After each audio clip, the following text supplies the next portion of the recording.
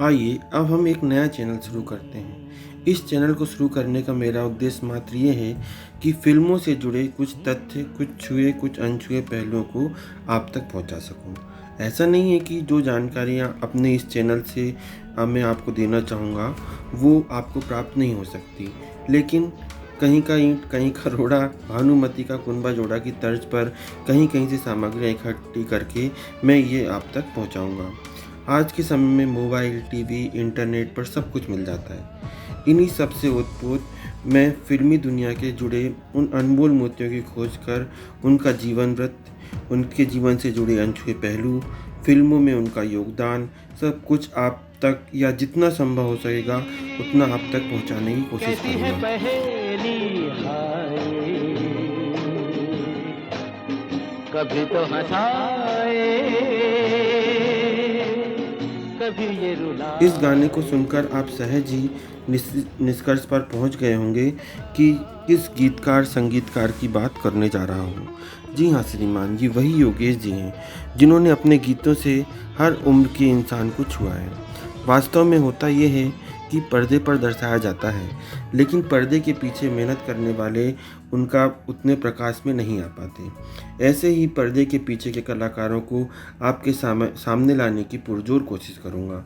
तो चलिए आज चर्चा करते हैं योगेश जी संगीतकार का जीवन वृत्त। एक रिक्वेस्ट है, प्लीज़ मेरे इस चैनल को लाइक करें, सब्सक्राइब करें और जो भी किसी हीरो या पुराने किसी कलाकार के विषय में सुनना चाहते हो उनका नाम कमेंट्स में लिखकर मुझे दें, ताकि मैं अगले एपिसोड पे उनके विषय में उनसे संबंधित जानकारी आप तक पहुंचा सकूं।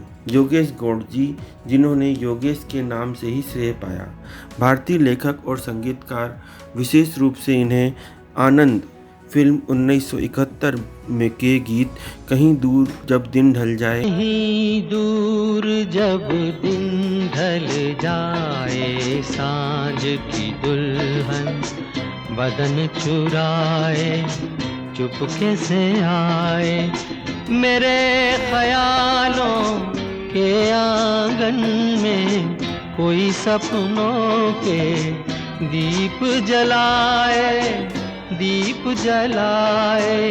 और कहीं ज़िंदगी कैसी है पहेली दूर जैसे जब गीतों से दिन सबसे ढल अच्छी तरह जाने जाने लगे।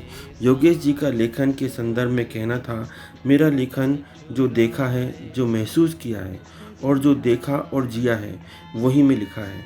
मैं हमेशा जन सामान्य को ही लिखता हूँ। योगेश जी का जन्म 19 मार्च 1943 को लखनऊ में हुआ। वह काम की तलाश में 16 साल की उम्र में बॉम्बे आ गए। अपने बुआ के लड़के योगेंद्र गौड़ से उन्होंने मदद मांगी, जो कि एक पटकथा लेखक थे। योगेश जी का पहला कार्य 1962 में था, जब उन्होंने राखी रॉबिन के लिए छंद गीत लिखे, जिससे मन्ना डे ने गाया। इस गीत से इनके कैरियर की ऊंचाइयां बढ़ती चली गईं। उन्होंने कुछ बेहतरीन निर्देशकों के साथ काम किया, जैसे ऋषिकेश मुखर्जी और वासु चटर्जी के साथ काम किया। कहीं दूर जब दिन ढल जाए गीत, जो सुपरहिट फिल्म आनंद को परिभाषित करता है, ऐसा गीत भी इन्होंने लिखा। जिंदगी कैसी है पहेली से इन्हें प्रसिद्धि मिली। रिमझिम गिरे सावन, गिर सावन, कई बार यूं ही देखा है बातों कई बातों में। बार यूं ही देखा है, ये जो मन की सीमा रेखा है। योगेश जी ने एक लेखक के रूप में टेलीविज़न पर भी काम किया। उनके कार्य सम्मान के लिए दादा साहब फाल्के पुरस्कार मिला। उत्तर प्रदेश सरकार ने उन्हें 1915 में यश भारती पुरस्कार दिया। उन्होंने कई हजार फिल्मों में गीत लिखे, जिसमें मिली 1975, मंजिल 1979, छोटी सी बात 1975, रजनीगंधा 1974 प्रमुख रहीं। चोर और चांद 1993, दुलारा 1994, बेवफा सनम 1995। योगेश गौड़ 77 वर्ष की आयु में 29 मई 2020 को फिल्म स्थान को एक खालीपन देते हुए स्थान रिक्त कर गए।